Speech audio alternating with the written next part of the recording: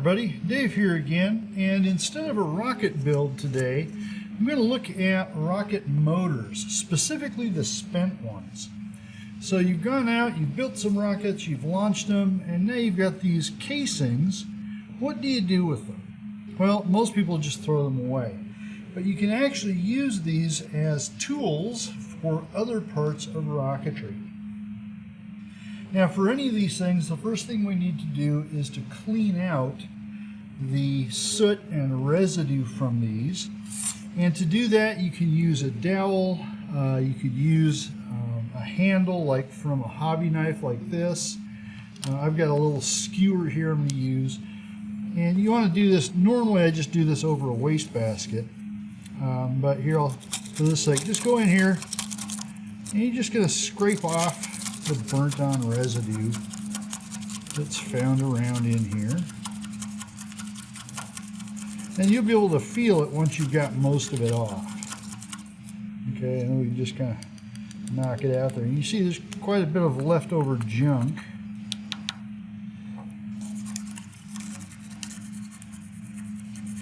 And if nothing else, if you do this, it just makes it cleaner to store these, even if you're not going to do anything with them right away. If you're about to get on an airline flight, I recommend washing your hands very thoroughly after doing this, because the chemical detectors they use will pick up the nitrates that are used in the propellant, and then you might get pulled aside for some additional questioning. Okay, doesn't really matter what size here. We can make use of all of them.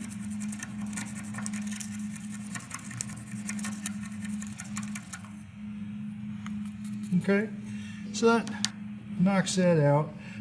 You might want to take a smaller instrument. This is a skewer, so it's pointed at one end already. And just clean out the nozzle end as well.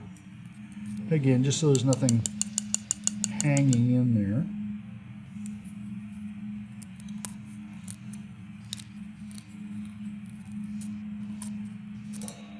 Okay, so what might we do with these? Well, the first of these, you can actually take one of those skewers and make this. Okay, so with this, all I've done is glued a skewer into the nozzle end. And you can glue it into a dowel into the other end as well. But this is just a holder for painting rockets. And so you can see here I've got a little paint on this, but when I go to paint my rockets and I don't want to spray paint my hand, one thing I can do is mount my rocket onto this and then use this to hold the rocket away from my hand while I spray paint it. Thus any overspray ends up on the stick or on the rocket spent motor here and not on me. Now you can make yourself one of these in a couple of ways. If you have a larger dowel, one that's large enough just to fit right into the forward end of the motor, you can simply put a little glue in here, shove the dowel in, and you're ready. And this can be fitted up backwards up into the rocket.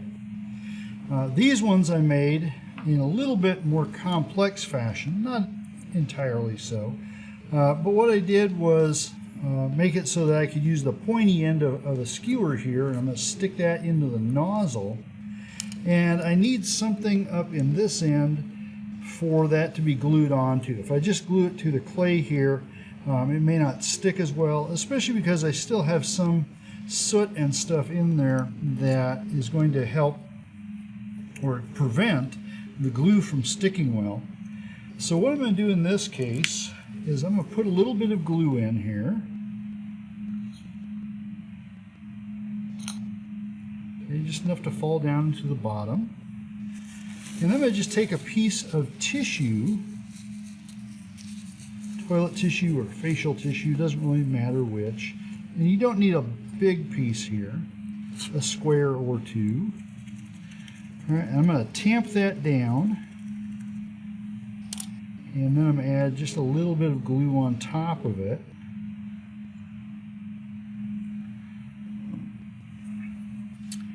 And I'll go ahead and squish that around in there.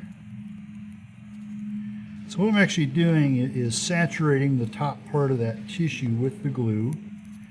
so that when it dries, that'll be relatively solid. Now I've got a bunch of gook there, and I can just wipe that off here on a paper towel.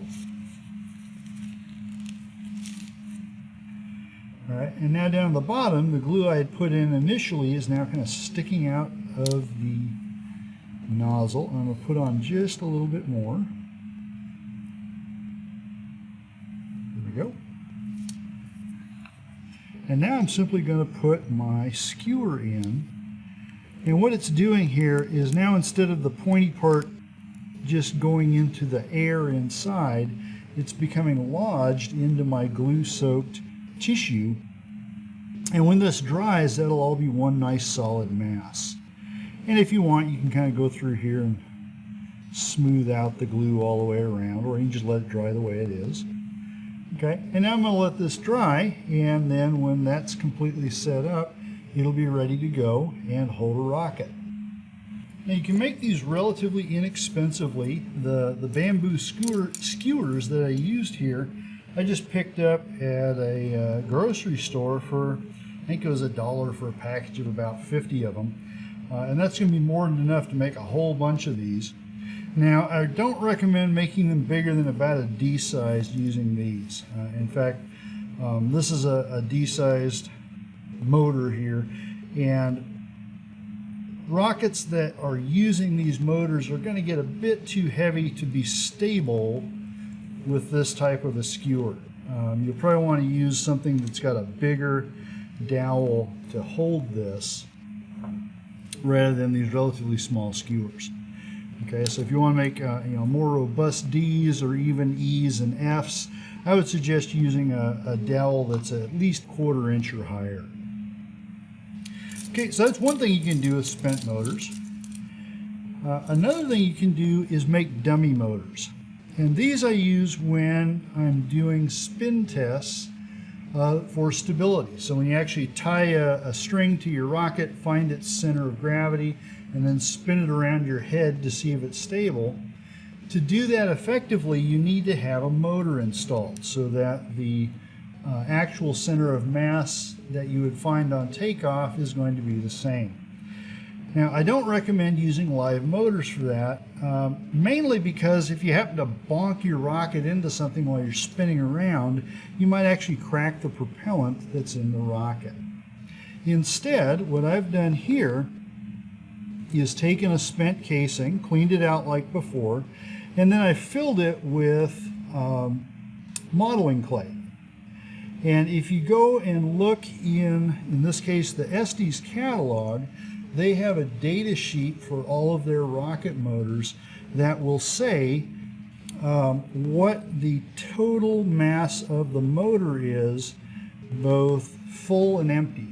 Okay, so what's the motor going to weigh when it's full of propellant and ready to go, and then also what it weighs empty when it's burned out.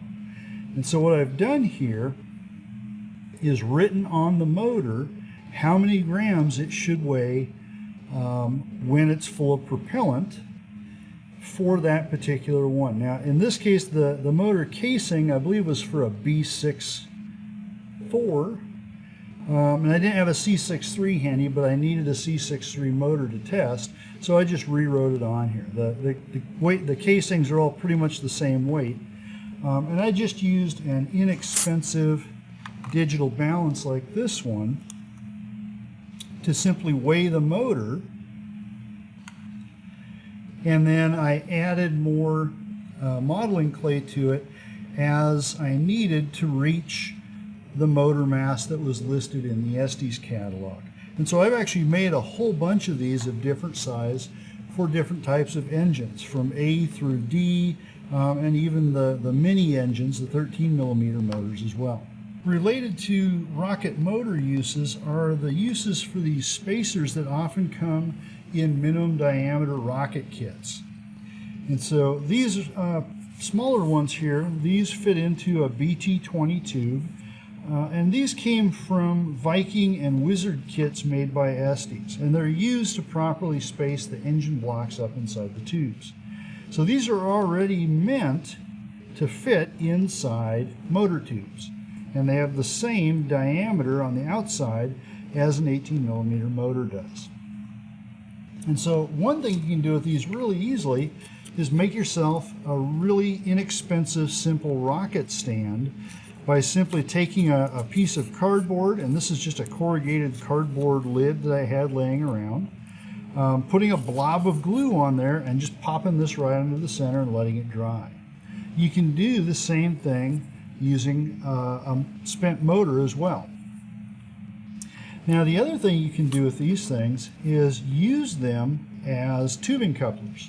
So if you have a BT20 tube like this and you need a longer rocket, you could buy a coupler, but if you've built a couple of these minimum diameter rockets already, you probably have some of these spacers laying around. And so these can be used instead to simply couple body tubes together. Okay. Just like you would an actual coupler made for the purpose. Now these things are usually a little bit thinner, but they're also longer than most of the couplers are, and so the loss of strength that you might have due to the thinness, and it's not much, you actually make up for with the length here that gives you a stiffer joint. So that's something else you can use. If in a pinch, you could actually use a spent motor casing as a coupler as well, but it's going to be really heavy. And I really wouldn't recommend this unless, one, you actually need to get some more weight in the front of the rocket to make it stable. Then this might be a good idea. Many of the Estes mid-power rockets that are meant to fly on 24mm motors like the E12 here, they also come with this little spacer so that you can fly the same rocket on a D-sized engine and extend it out to the same length. These types of rockets would have an engine block that would prevent the E-sized engine from moving forward through the rocket. But if you put a D-sized engine in, which has the same diameter, as soon as that fired, it would jam itself up into that engine block, and you'd lose a lot of thrust by having the motor this far up in the motor tube. There's a good chance you'll also burn up your motor mount. And so they include these thick wall tubes that you put in front of the D engine. Now, over time, these are going to get burnt up as well. They get covered in soot. This one, I'm hoping to extend its life a little bit by putting a little bit of epoxy on the inside. But you could also take a spent E or D and cut it to the same length, either using a small hobby miter saw, or with a little bit of practice, you could probably even use a full-size electric miter saw if you're using a fine-tooth blade. And so you could cut yourself a number of extension rings like this to use in your mid-power rockets. If you have access to woodworking tools, you can even make this a little bit more complex.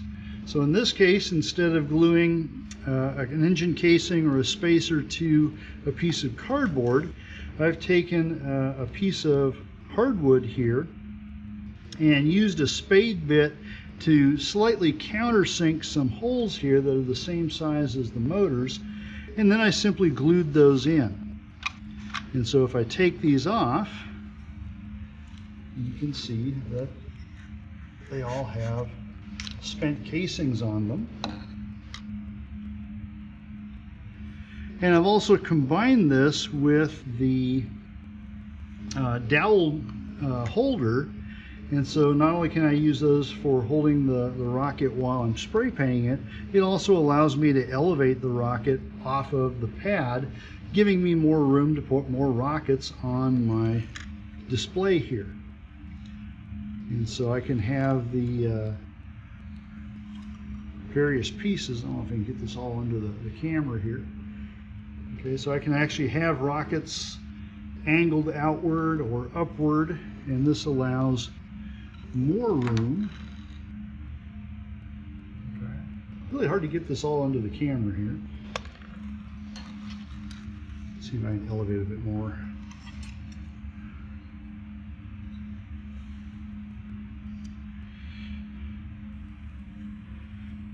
Okay, and you can do this in different ways as well. So I've got another one of these that I've actually finished, painted, wood stain. You can make this as fancy or as simple as you like. Okay, in this particular case, most of the rockets are 18 millimeter. I've got one over here that's on its own dowel here. This is a 13 millimeter. So whatever will fit on you here, you can do. You do need to be careful that you keep things balanced though. These ones that are coming off at an angle, if they're too heavy, you might tip the whole rack over. So that's just a few ideas that you can do with some of the spent material instead of just throwing them into the garbage. And with that, have a good flight. Hope this was fun for you.